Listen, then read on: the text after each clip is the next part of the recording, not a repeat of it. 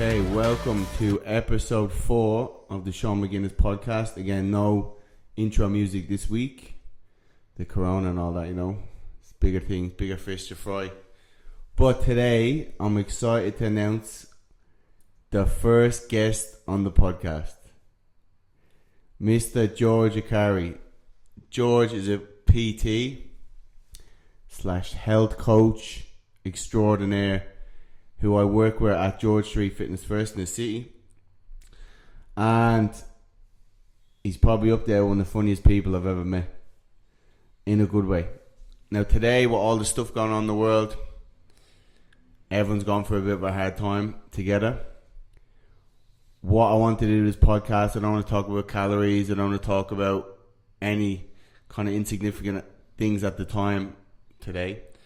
We're going to talk about a little bit more philosophical, deeper stuff, resilience, and we're going to hear a bit of George's story.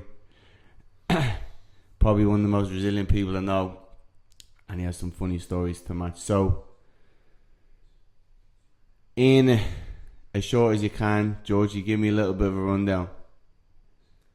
We're going to get into it as we go, but give me a little bit of a rundown how you eventually got into the fitness industry.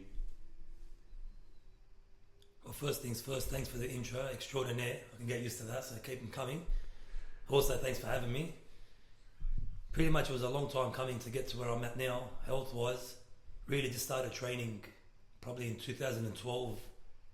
It's proper training, a good, assertive, strong group.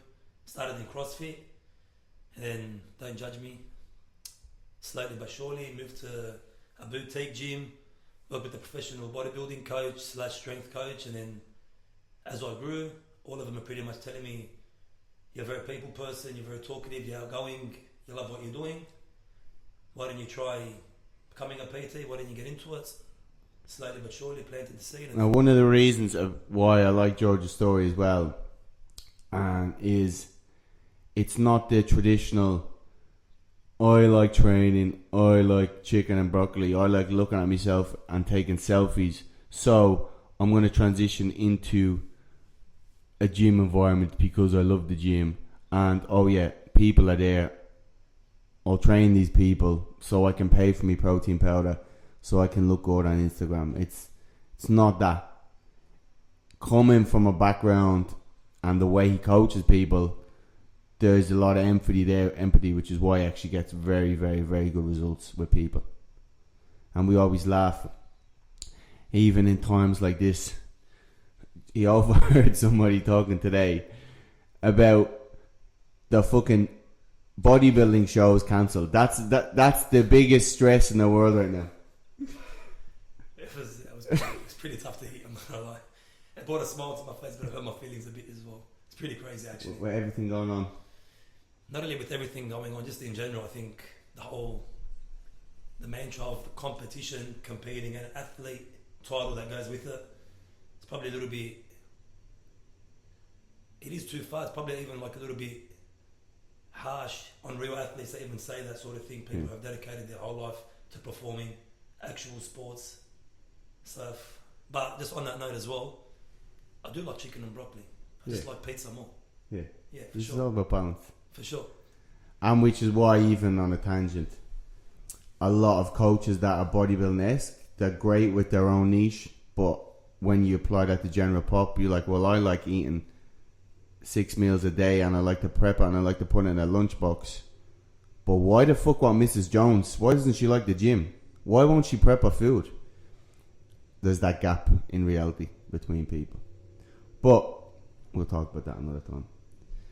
Now, at the moment, people are watching the news, which we probably recommend not to do. Definitely don't watch the news. Don't watch the news. Skim through it if you must, just to satisfy yourself. Get the facts. Quickly, but focus a lot more time on your news and what's going on with you.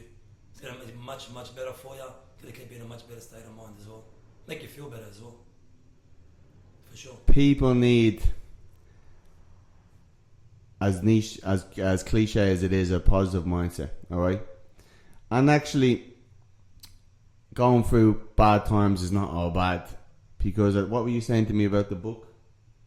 when you have two books? On the back of it, yeah. So no one really wants to hear a story.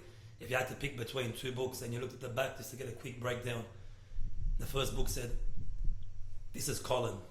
He was born into good grace, all was well, very loved what he done, very easy to get to where he's at, sort of thing. Not too much of a struggle. Like, it's a little bit boring." You go and read James's book, which said tough times from the get-go, very doubtful, repeated the 2nd and the 5th grade, failed many times, hit bankruptcy, came back, won a few championships. You're like, I'm probably going to get a little bit more out of this book than I am out of the first book. So that's even why when a few weeks ago when Tyson Fury was talking and when he was fighting, so many people supported him because he's been at the bottom, thought about killing himself, had the balls to come out and say it, and there he is back, rather than someone who's privileged and paved that journey. It's not a good story. Not only it's not a good story, really, it doesn't align with the common person. A lot of people have those doubts. Every when you start a new job, you're talking about world superstar boxers and athletes. If you're thinking about just when you start a new job or when you get into a new activity or a new hobby and you're an amateur, you're a novice, and you come in and you're afraid a little bit, you're having that doubt and everything else, it pretty much goes with the territory. And even on that point, we were talking before this of just what we were going to talk about, and one of the points we're gonna bring up is when George, his first PT job, walking in the middle of a city gym. Tell us. Well, before I actually started where I'm at now, I was at Anytime Fitness, which is a lot smaller and a very different kind of design to the gym I'm at now, but working out fitness first, not even knowing there was a gym there, to walking downstairs to one of probably the biggest gyms in the CBD. I think it was 12:15. I had my first interview, and as I walked down the stairs, it was just overloaded with people, all the studios full, group classes crowded, every single trainer. I think there was 32 trainers at the time. Everybody had back-to-back sessions pretty much. No one wasn't doing anything. Very busy. And I walked in there to start on a level 1. Very overwhelming. Had some good people around me, like a list of people were like, "You'll be okay. It's stick it out sort of thing." Had a lot of doubts. Very overwhelming. But day by day, get a bit more comfortable with your surroundings. You learn from your mistakes. You fall down, you wake, you get up, come back in. And then before you know it, 2.5 years later, here we are. And the whole point, what we're trying to relate to, is obviously a lot of people work from home with a bit of uncertainty, and one of the biggest problems is you don't have a routine, you're uncertain, you're out of your depth. And again, in the same way, where you just have to throw yourself in the deep end, accept that you're going to feel uncomfortable and just get on with it. I think embrace getting uncomfortable. Know it's going to be tough. No one ever really achieved anything good and it was easy, it was just smooth sailing. The challenges is pretty much where you grow. And not only that, it feels good to do hard things. And that's how you grow character as well, perseverance, and you start. Now, one of the problems that we see on social media is you just see sunshine and rainbows, and always take the piss out, especially when it comes to fitness and fat loss. You just see Instagram models looking unbelievable every picture. How do they look so good? Why can't I look like that? Photoshop. How do they eat so good? They don't have a job. How do they train so hard? They don't have a job. And then you go and compare your reality to that fake reality, and then you feel bad. Okay? Whereas if we hear people like Tyson Fury, and when we hear George's story actually come out and say, "You know what? Fucking been through a lot. It's not rosy, it's not sunshine, but I'm better for it," and you can get through it. And again, if you just think at the moment that it's going to be easy, embrace the hard times. So what I want to get into, there's a lot of stories. George has a lot of stories. I want to get into a few points where you have just been at the bottom. Give us a little brief overview in your life. You've tried a lot of jobs, okay? Now, the end story being he's come around to something he's very passionate and unbelievable at. And in fairness, in the last, how long have you been a trainer? Officially 2.5 years. Him being a PT in 2.5 years, no doubt surpasses people that I know 10, 12, 15 years in the industry. No pressure. Because you're passionate about something, you apply it. And even when we see even a fitness industry, etc., we see people have 12 years experience, 15 years experience. No, you actually just have 1 year experience 15 times. Yeah, also, I think even if you did that same year 15 times, you're pretty sick of it. Yeah. If you're not really involved, if you're not really getting excited, getting those results that people want and achieving, it drops off pretty quick. I mean, even people who have jobs that people think are unbelievable, after time, they're just like, I'm sick of this shit. I can't stand this shit. I don't want to do it anymore. Same thing when I was on site. To say, look at these people, they're going to sit in an office, they're going to have a coffee, they're going to talk some shit, they're going to be loving life. They're not loving life. People on site, same thing. So he came around 2.5 years. He surrounded himself with some unbelievable trainers. Okay, and he surpassed people in there. Shows passion, but it wasn't always rosy. No. I have some pretty horror jobs in my past coming into it as well. Tell us about one of your worst jobs. Worst for hard working was probably demolition. Yeah. Worst is in the most boring. Yeah. It's a job called a fire sentry. Yeah. Where you're pretty much just watching someone weld or grind and making sure they don't catch on fire or the surroundings don't catch on fire. And the crazy thing was, the whole job was on a ship where nothing could pretty much catch on fire. It was open ship. And you just stand there for 12 hours with a water bottle and a fire extinguisher next to you. That was your job. So I actually fell asleep a lot standing up there. Where was your head at the time? How were you feeling? How was your emotions? How was your headspace? The money was good, but that's about all that there was. Apart from that, it was pretty draining. It was fucking boring. Like real dead. Like I can't do this anymore, but still rocking up every day. And a lot of it was at night. So it was just like sleep was bad, lifestyle, diet was bad. The easiest thing I could do. Night shift ruined you. For a lot of it, ruined. Like appetite turned to shit. Yeah. Coffee at midnight to get through till 4 a.m, sort of thing. Anxiety, depression. Yeah. I was towards the end of that I was pretty depressed. I was actually glad because I didn't leave. The job finished. Yeah. So they were like, well, you're not needed for a while, we'll call you. And I was like, with any luck you'll never call me again. Please. And they didn't. As a matter of fact, the year later I actually called them back. It's a bit fucked up. But look, it's a means to an end money wise, because you're like, it's simple, I can do it. Can I start tomorrow? Yes, you can start tomorrow, get in here, but no creativity, no passion, just like deadbeat shit. People I was working with were like, I'm just using this, getting to the weekend, I'm on the drugs, I'm getting pissed when I go home, 4 a.m, beers before I go to bed. It's just a horror lifestyle sort of thing. When you're in it, you don't really see it. But when you take a step back, you look back, you're like, that's some real horror shit, man. It's not too bad if you can control it, but... On a tangent, one of the reasons why he's actually very good with his clients because he knows what they're going through. We work in corporate world. People are trying to escape their reality a lot. Drugs, drink.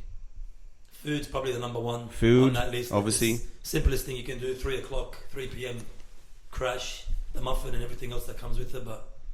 anything that sort of makes you feel good, that you can get real quick hits of. And yeah, so you know what they're going through. You can empathise. If you can empathise, if a trainer can empathise with a client, that's 90% of the battle, because you know what they're going through. You're not saying, why aren't you not doing that? You understand what they're going through. Yeah. Look, I think adapting is a big thing to that. To say you need to eat better is one thing.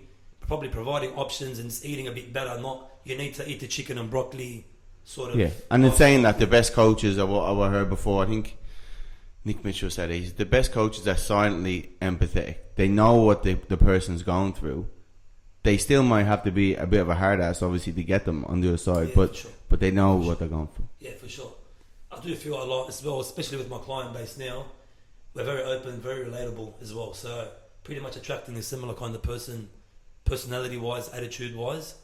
And then, look, I've been in that same boat as well, where even while I was training and I wanted to, I was still eating whatever I wanted half the time and stuff like that. So I think at the end of the day, but really, anyone who can do better and goes out of their way and gets my service, I'm like, well, I'm obligated. That's the thing. Even again, as a tangent, but even when we've gone on a lot of tangents. We always laugh at people, PTs that go, "Oh, my client doesn't want it enough. They're just not motivated enough." I wish I could work with motivated clients. Your client is paying you money to help them. But it's even worse than that. They're giving you their time, their energy. They want better. So they're skipping the lunch break. They're coming in to train with you.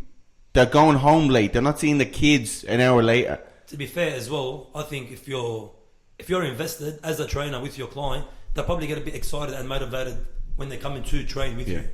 You'll G them up before they're even there. They know what's coming. So definitely a big thing. That's funny. Other than the cruise ship, the cruise nightmare, tell us another little one of your famous jobs where you've just been at rock bottom. Well, I've been an electrician probably about 5 different times in my life. Arab electrician, so no license, not qualified, but... Which is the stage you're going? You're eating the stale bread. What's that stage? It's called unemployment. Yeah. Unemployment. Yeah. Voluntary as well. I can't really say I had it tough or I had it bad. I was just really out of my way, volunteer victim kind of shit. Yeah. Not doing much. All right. So let's talk about. It's easy to see now, but let's talk through me your victim mentality at the time, because a lot of people have this, and again, it's a mindset. So when you start to think a certain way, your actions will align with that, and then you'll see the world through those rose-tinted glasses, and confirmation bias will confirm what you already think. Well, the worst thing I probably do or done at the time is have really big goals, but not take any steps at all to sort of get there. So I was like, I'm going to be rich. I'm going to live the DJ life. I'm going to be Sydney's best and Australia's best DJ. I'm going to warm up for Tiesto. He's going to take me on tour with him. And I think from there, I just thought, due to prior things that happened in my life, I was like, things should work out for the better because I'm a good person. Mm-hmm. I'm not a bad person. So someone's going to be there for me, sort of thing. Hope, a little bit of desperation. But you're expecting stuff to happen rather than do it. Yeah, back then, only expecting, no action. No action. Sort of thing, so... Like people that go to Tony Robbins seminars and they get all G'd up and motivated and jump around and clap, then go home and do the same fucking activity they've been doing up to now. And then... I've actually listened to him a few times, then jumped up in my room. I'm like, today's the day. And by midday, I was just like, nothing's happened. Nothing's happened. It's been 4 hours, man. Why am I not rich? I know some... I'm not going to call them motivational speakers. Some speakers, they're actually good. I think I can't remember the guy in Ireland's name, but he has to ban people from coming back to the course because they use self-help as a way of procrastinating, because they feel better about their life at the time of doing the course and then just go straight back into what they've already done. Yeah. Look, it's going to take a lot more than watching one video or reading a book or going to one seminar. Law of Attraction, people always read that book. Yeah, look, The Secret is, it's got its place. It's got its place. All those books probably got their place. The Law of Attraction without action, most people. That's generally what the book is for most people that read it. They see a celebrity and like, I read this Conor book. McGregor, he always quotes it. I read this book, this happened, surely that's going to happen for me. I'm like, they don't even have a goal. At least these people that read it, the stars, they knew where they're going. Yeah. So it probably helped them a little bit along the way. But if you're hoping for the best, without action, probably expect the worst. They're not doing anything, you're better off expecting the worst. Yeah. Hope is good. Hope for the best. But nothing's going to happen. Without action. No. So you're going in, you're unemployed, you're a victim mentality. Now a lot of people today could be going, this corona, life just keeps hitting me. Playing the victim. I'm sure a lot of people... What would you say to those people? I'm sure a lot of people are saying that right now. What would you say to those people? I'd probably say, like, I think every single one of us know deep down we're going to get through all this. Yeah. The worst is going to come and it's going to go, and that's what it does. So if you just hang in there a little bit, probably capitalise on the time you have. Yeah. Utilise what you're doing right now, what you've already got, what you're doing, where you're at, and just focus on yourself getting a bit better. What can you do that's better? What have you neglected to get a bit better, just to invest a little bit more into yourself in the smallest sort of area where you're passionate about, you probably blow it up hard. Someone once said to me, no, it might make sense when you hear me say it, but in every situation, no matter how bad, there's a positive in every situation. And he talked to me about, I think it was a famous footballer, Gaelic footballer in Ireland, Philly McMahon, and his dad died when he was young, and he used his platform then when he got older to help people with drug problems, to help people in the same situation that led to his dad in the same communities from a poor community. And my old mentor Damien Maher goes, that in a way was a positive. You can take the positive out of that situation. Yeah, 100%. If you're stuck at home now, it's shit, but there's a positive as well to that. You know what, even on that note, a lot of people actually hope they could work from home so many times. Yeah. They actually, I got to go to work today, I'm spewing, I don't want to go. So you got that time to do what you normally do now. What, you're going to save 2 hours going back and forward? If that, even then, productivity is probably going to go down, because at least at work you need to do some shit. And also, I don't think it's possible to have a negative and not have a positive. Yeah. It's a yin and a yang. They go hand in hand. Like, everything good is bad. People are superstars. They don't see their family. They just go on tour. They have dramas. And the opposite. They're still living their dreams. They're still successful. It goes hand in hand. Even buying these mics or buying the interface for it, the whole audio section was sold out. People buying guitars, going to learn to play the guitar. A lot of people are going to learn the language in the next 3 days or 5 days or 2 or a month. Practice the Corona Sutra, where you have to be 1.5 meters away from each other.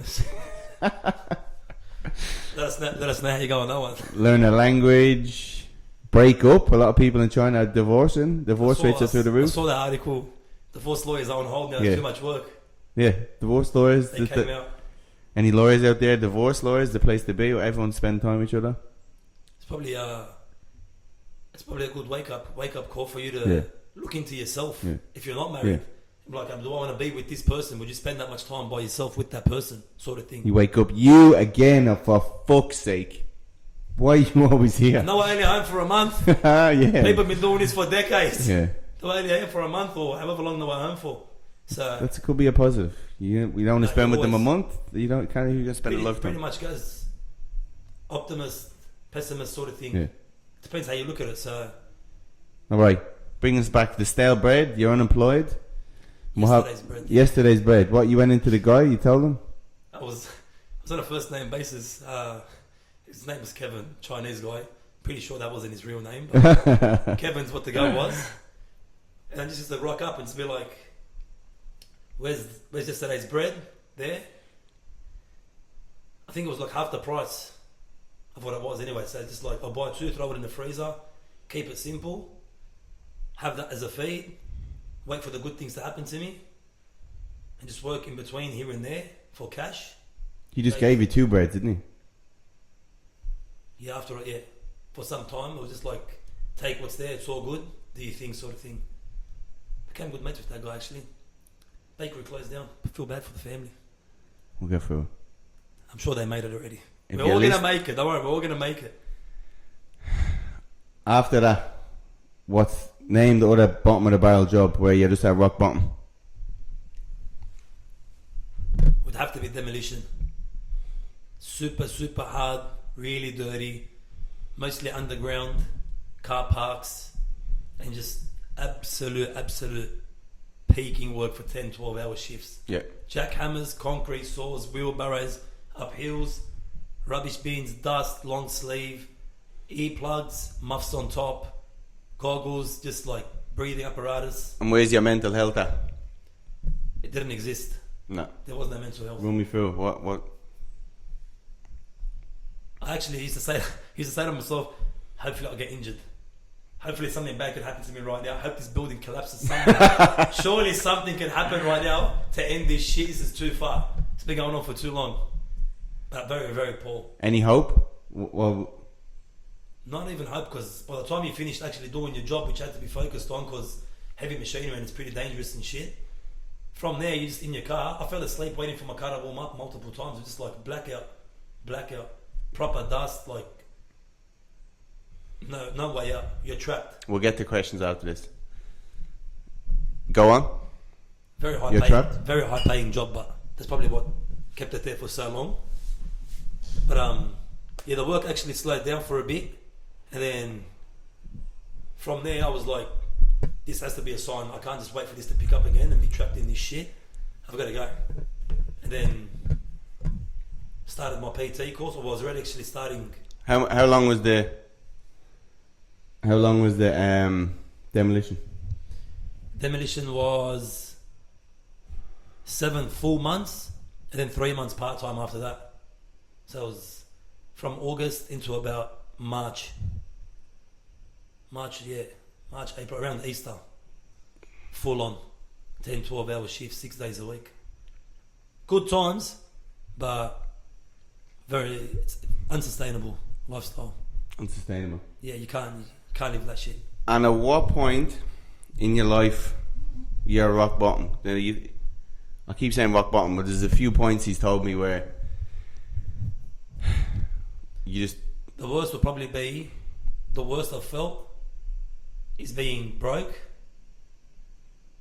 employed, but in debt. So just not even seeing a cent.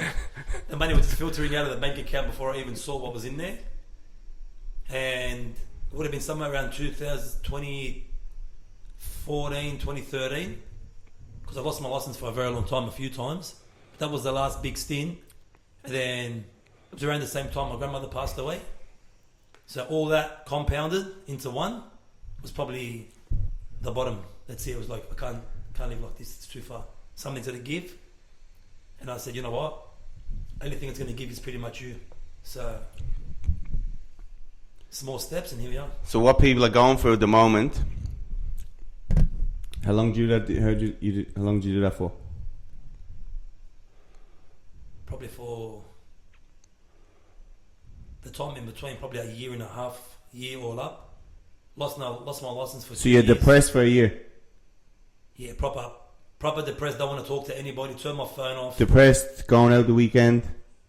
Is this at the time you're partying? You know what? Even then, I was like, drown your sorrows. Yeah, but half the time I wouldn't even go out because I didn't want to be around anybody. I was just like, let me be by myself, chill out at home. It's all good, and just not deal with anyone, not answer any questions. Because I knew when people ask, you find a job.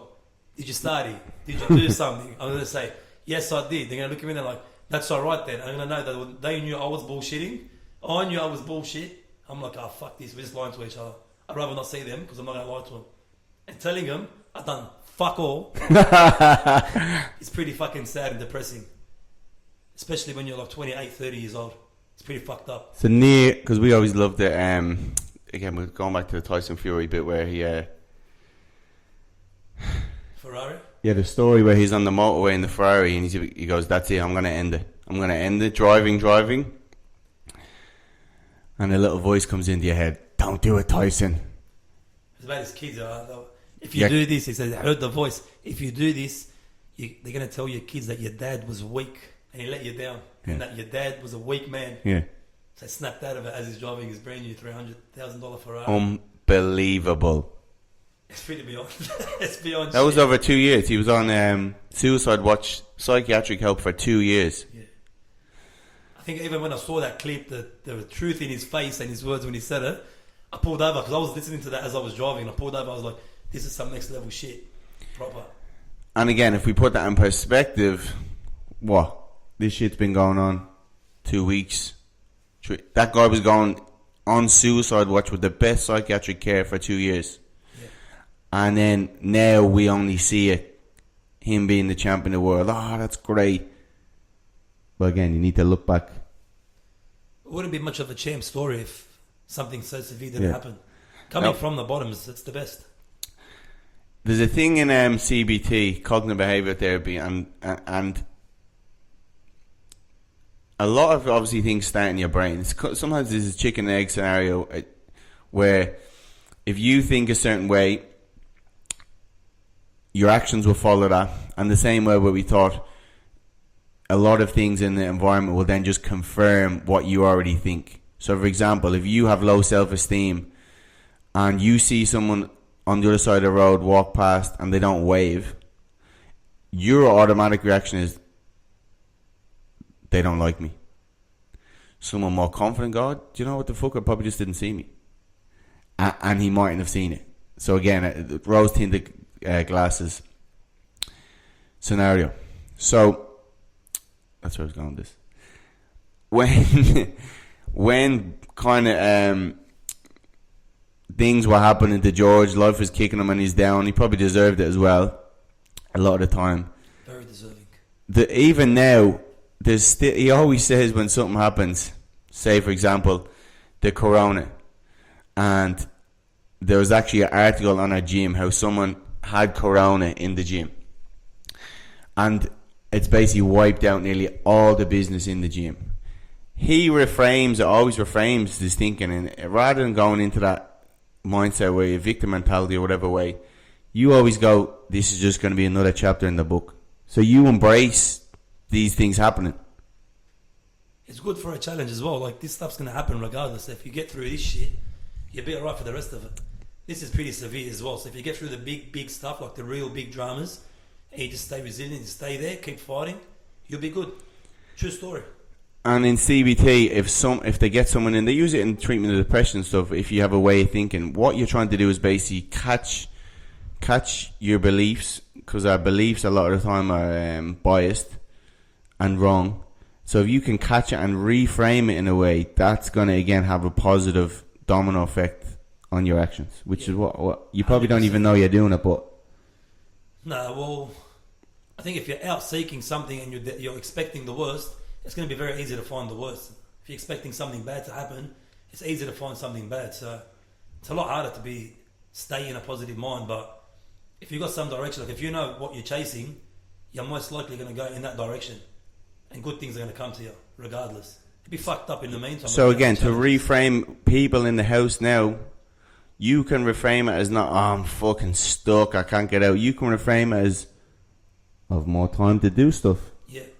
This is a positive as well. Yeah. All of us have that list of things. Every single person has a list of things that they're going to do, and they almost had one time, and they almost had all the answers. And I'm going to learn a language, and I'm going to learn an instrument. I've heard that so much in the last 2 weeks. It's unbelievable. I want to upload it on Apple Music in a month. How many people are going to learn the keyboard, learn music, and learn a language? What are we doing? We're doing a podcast. Yeah. First podcast for me as well. Yeah. So here we go. Yeah. And we can reframe it in that way. George, he lives downstairs, so he's going to be a regular on the show now. What we want, give us one more little instance of your rock bottom. He has a lot of stories. Give me one more little instance, or job, or some point where it was just dark. The worst thing would probably have to be when my dad passed away.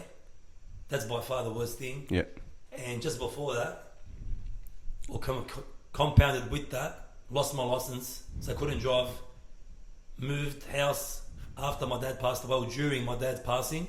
Moved houses. Very young as well, naive, 18. Probably the worst I felt for like a number of years back to back. Yeah. But not really knowing better. Being 18, you could probably get away with being a bit more lazy, reckless, being whatever. But that'd probably have to be the darkest. Unemployed at that time as well. So I was going to become a mechanic. Went to TAFE. Met some people. Never actually got to class at TAFE. On and off. But that'd probably be the darkest. And every time I just think about that, if I'm going through some bad shit or some tough times, I'm like, oh, this shit's nothing, man. Fuck me, then. Yeah, put it in perspective. You got through that, yeah, like, you got through the worst physical, mental, and emotional drama anyone can ever face. Yeah. And you're 18, like you're 28, you don't really have that much of a drama. You done it to yourself. Shut the fuck up or do something. Yeah. Pretty much, that's it. So. And again, outside of those people who are sick, what? You're asked to stay in your house for a week or two. Come on. There's bigger drama in the world, out straight. It's not even a drama. Yeah. That's not a drama. People spend the whole Sunday on the lounge watching Netflix the whole Sunday. Uber Eats, not moving off the lounge. I had a lazy Sunday. Have a not so lazy Tuesday. Stay in the lounge, but be productive. Yeah. Jump online, still get your work done. Wake up a little earlier. Have a good breakfast. Chill the fuck out. Go for a walk. How many times do we hear, I can't wait for the perfect time to start losing weight? There's just so much on at the moment. Look, I hear that a lot. I hear a lot, I'm not ready for the gym. A lot of people say that to us. We hear it all the time. I'm not ready for a trainer. Yeah. I'm not ready for a program. I'm like, well, you're just going to be gone with the wind. What are you waiting for? Like, when's the perfect time? Doesn't exist. I think I heard a while ago someone, I can't remember who said it, they're like, it's never a bad time to do good, and it's never the wrong time to do what's right. So just get some shit done, start moving. That's it, man, just get in. On that note, a lot of my clients online and face to face, but everyone that's online has been getting unbelievable results lately. That's the show. What, the pubs are closed for my Irish clients? Pubs are closed, quality food at home, maybe a bit less stress with the travel Move. to and from work. Hit your steps, make sure they're moving, sleep, water, calm. Even with all the drama, cortisol and your stress is supposed to be off the charts and people are still losing kilos. Yeah. They're still dropping. Yeah. They're still feeling better. They're still screaming, thank you so much, this is amazing, this is the best I've ever felt. In a crisis, they got direction, they know where they're going. So you're achieving. It's all about winning. If you're winning, you're loving life. This will all be uploaded, don't worry, video and on iTunes. Now, the last thing, there's a guy we follow, Dr. Joe Dispenza, and we both watched the video he posted. I watched it, I watched it on Monday, somewhere in the beginning of the week. Basically, he said, what they have people that were stressed, they're frustrated, what are the negative emotions they have? All the negative, they've done I forgot what it's called, they put They did their bloods, they did their saliva, cortisol saliva, all their immune response. test, And they monitored them for 4 days, and they were stressed, they were frustrated, and anxiety, stress, there was a whole range. there was one profactor, immune globulin, something like that, which is again one of the things involved in our immune system, etc. To kill all the stuff that goes in layman fucking terms. And that was to the floor when people were frustrated, when people had all this negative stuff. And 4 days, what did they get? They get them to do a grateful log, or what did they get? It was a grateful blog, and not only a grateful blog, they repetitively say things to themselves. So like affirmative action with what they're saying. So it was affirmative action as well as aligned with their grateful blog. And then, was it 7 days or 10 days? 4 days. Oh, 4 days. 4 days later came through. All the levels in the blood's different. Peaking. Brain activity peaking, grateful, positive, active. They felt better. Basically, slept if better. you are obviously if you are in a fight or flight situation, you're worried, you're stressed, all your blood, all the energy in your body is going to your muscles, going to your heart, going to deliver oxygen to those muscles in case you need to fucking run away. And it's gone away from your digestion, your immune system's going to drop. If we look at now, if you just keep watching the news and looking on Facebook, look what Mrs. Jones wrote on Facebook. She got all the toilet paper. Mr. Jones, a fake account, by the way. It's troll. It's all bullshit. Don't read comments on Facebook. How's that? Mrs. Jones, if you stole my toilet paper, I'm going to hunt you down. But if you're watching the news all day stressed, what is that going to do to your immune system? It's the most counterproductive thing you can do. Okay, I'm actually reading a book, Never Split the Difference now. And they actually done scientific tests. It's a lead negotiator, wrote the book. And they done tests on people who got angry in a negotiation. So he could trigger them easily because he knew what he's doing. Yeah. And you're actually 37% smarter in a positive frame of mind. So you make better decisions. You're more rational. Yeah. You got better perspective. 37%, that's a lot. Yeah. Especially when you're face to face with somebody and it's a big deal. Yeah, it's because when you're in your fight or flight, it shuts down the That's right. You're shitting yourself. Shuts down the new part of your brain that actually thought you go straight back reptilian. I'm gonna kill this guy. Also, stress and panic has never led anybody to a good decision or a good place.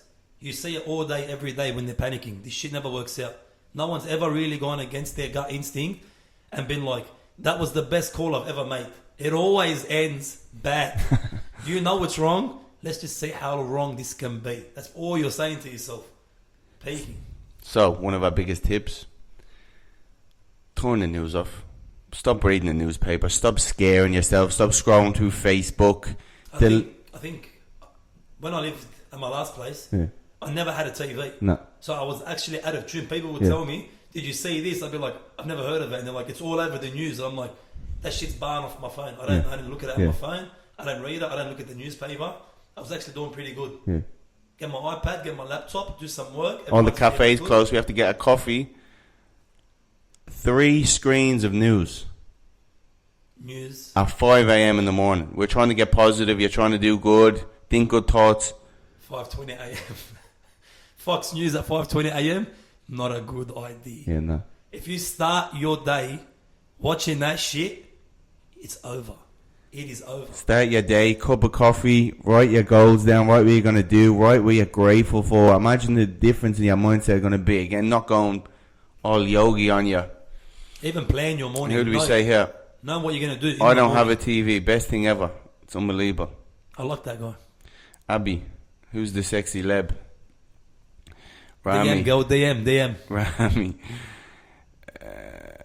Is Rami on too? Last drinks, brother. Ellen posted a meme that our grandparents were called to a war and we're being called to sit on the couch. Yeah, I saw that. Too true. And hello, the CBT.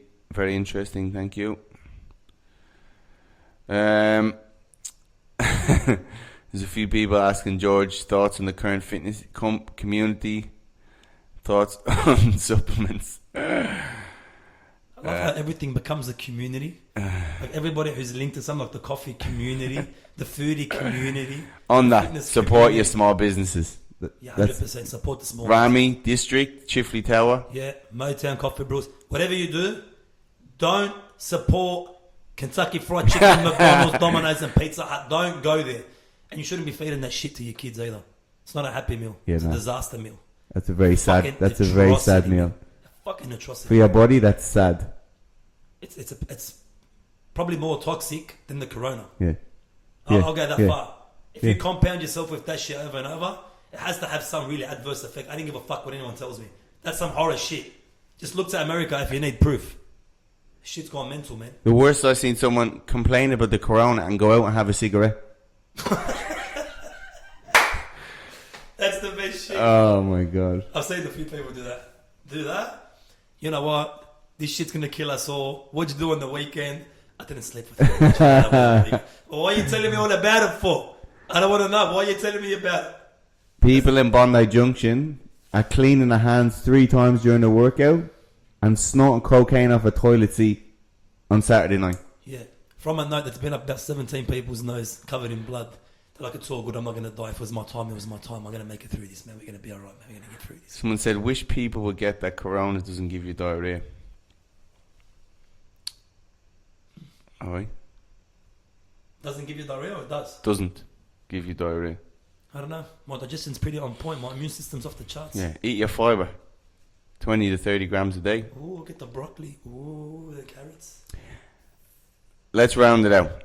You're worried about the corona. First we said, turn the news off. Get the very, very, very bare minimum. Okay? If you can live without the minimum, don't even watch that. Yeah. It's all good. You've made it this far. This is not going to take you. It's not going to take you. If we think of what Dr. Joe Dispenza said and go by his book, Breaking the Habit of Being Yourself, unbelievable. Probably one of the best behaviour books I've ever read. Flip the switch. You go from being scared, frustrated, overwhelmed, your immune system's shot. Then you suddenly write down a few things you're grateful for. You have more time to spend with your family. Oh my God. How sad. You start to eat better. You start to train. Yeah. You know what? You don't even have to go that extreme to start training. If you don't like the gym, go for a walk. Yeah. Just add something good to your meal. If you don't want to change too much of your meal, wake up a little bit earlier. Maybe read a book for 5 or 10 minutes before you go through Insta. If you're going to go on Insta, you're going to go to the bathroom and use Insta anyway, read something for 10 minutes. Or just think about your day. for 5 or 10 minutes. I usually wake up now for probably the last couple months. I've got a roller right near my bed. I tell all my clients, wake up, stretch, roll your back, open your back up. We're very tight, especially while we're sleeping. You're sitting at a desk all day. You're driving a truck all day. Get on that roller, open up a little bit. As soon as my blood's moving, 5 minutes later, I'm feeling good. I'm already feeling better. And this Very is someone simple who's things. Very simple wrecked their body over the years. Never too late to start. Nah, never too late. So I heard something the other day. What was it? Someone said, you're never too old to learn. You're never too young to teach. So you can see someone young doing something and just follow through. It's all good. It's the simplest stuff as well. You don't have to get super complex. Donkey kick with this cable on a box upside down shit. If you're training at home, Simple. forget simple. about all that banded stuff. There's no resistance on it. There's hardly any resistance. Don't do aerobics from the 80s. Don't do banded stuff you see now. You probably actually, for a lot of people, don't even need to train that excessive if you are at home. A good 15 minutes or maybe 10 minutes twice a day just to get the blood and the muscles moving. All you need to do is open up whatever's tight on your body, drink a bit more water. I can't stress water enough. I've got clients and they're like, I have a cup at work. I'm like, just 1 cup. In your 10-hour day at work, 11 hours at work, 1 cup. Have an extra liter, you automatically feel better. It's like Owen Lacey said it, when he has clients come to him. I asked them about how do they go to the toilet, their bowel movements. Yeah, I go to the toilet regularly. Every Wednesday. Who's that? He's an Irish coach. Every Wednesday? That's not normal. Okay, it's not No, normal. it's not. It should be frequenting. It should be a frequent thing. So, focus on what you can control. You can control your thoughts. You can control your actions. Switch off all the other negative stuff. And, oh, Sean, you need to know what's going on. Well, if you're actually worried about this corona situation, well, then it's counterproductive watching it. Okay? So, you need to do the actions, think the thoughts that will be productive in your immune system peaking. Look, really, even if you are super stressing about it or you're overly focused on it, there's nothing you can do about it except regularly washing your hands and trying to stay as clean as you can. And keeping your immune system. You're not going to shut it down. It doesn't matter how much energy you put into it or how much you stress. And if you really are that stressed about it, you're probably going to get sicker than what the corona is going to make you. Thinking about how stressed and how sick you are and how low your levels are of defense. That's even a story. We had a sports psychologist talk to us a while ago when he used to play Gaelic football in Ireland, and he talked about where a doctor came in and told his dad on the test results are back, you have cancer. Okay, over the next few weeks he started to lose weight. I think about 12 weeks he's lost 10 kilos at this stage, and he's skinny, no muscle. The doctor came back and said, actually, you don't have cancer. That's the power of the fucking mind on the body. 100%. I've read a few cases like that. Misdiagnosis at hospitals in America and stuff. And they came through and the bloke's like showing all the symptoms and like, you don't have cancer. There's nothing wrong with you. And this is coming from a hypochondriac. This is not a good time for hypochondriacs. But we're being positive. Positivity, there's nothing else really. If you're going to be negative, keep that shit to yourself. Yeah. Alright? Fuck off with your bullshit. Yeah. Seriously, it's too far. That far. spreads quicker than germs anyway. Oh, I think I read a study of that a while ago, and it's like 17 times more powerful every negative thought to your positive thought, how your brain reacts to it. So if you're sitting there and you hear the word coronavirus 12 times in a story on the news, you're fucked. We're all fucked. Don't trip. Yeah, it's out there. You know what? So is cancer. So is obesity. So is diabetes. We're still fighting. We're still getting through. It's all good.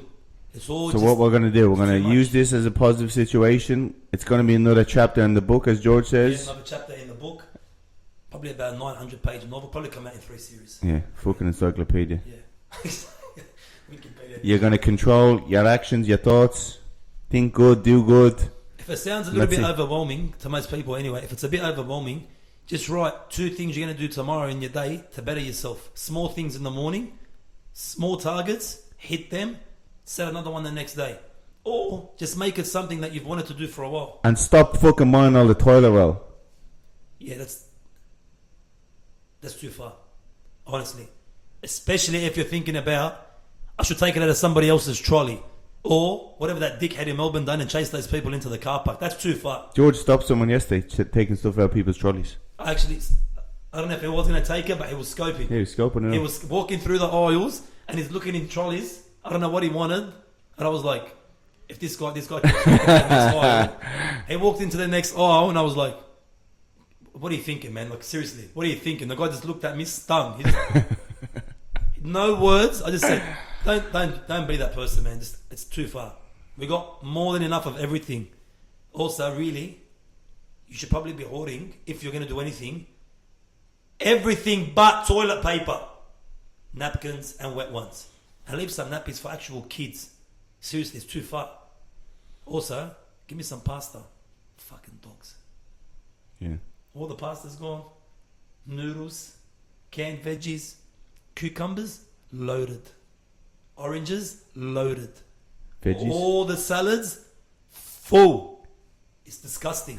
Go get some real food and eat it now. Don't save it for later. Yeah. Nothing's going to happen. You're not going to need it. Nothing's going to run out. Uber Eats is not going to stop. They're coming. They're going to deliver food for you. It's all good. Yeah. In the meantime, green juice, cucumber, have a piece of cake if you need it at some point. But just one a day. You don't need to have the cake and the dessert and the banana bread and the pizza. You're better than that. Come on, man. Snap out of this shit. There you go. Rounding off. Some words of wisdom in there somewhere. Just like that, it's over, right? Yeah. It's quicker than it started. That's what she said. All right. We will be back with another episode. Signing out. We love you all. Stay safe. For sure. Wash your hands up to your elbows. If you're coughing, stay away from me. Love you. Take care.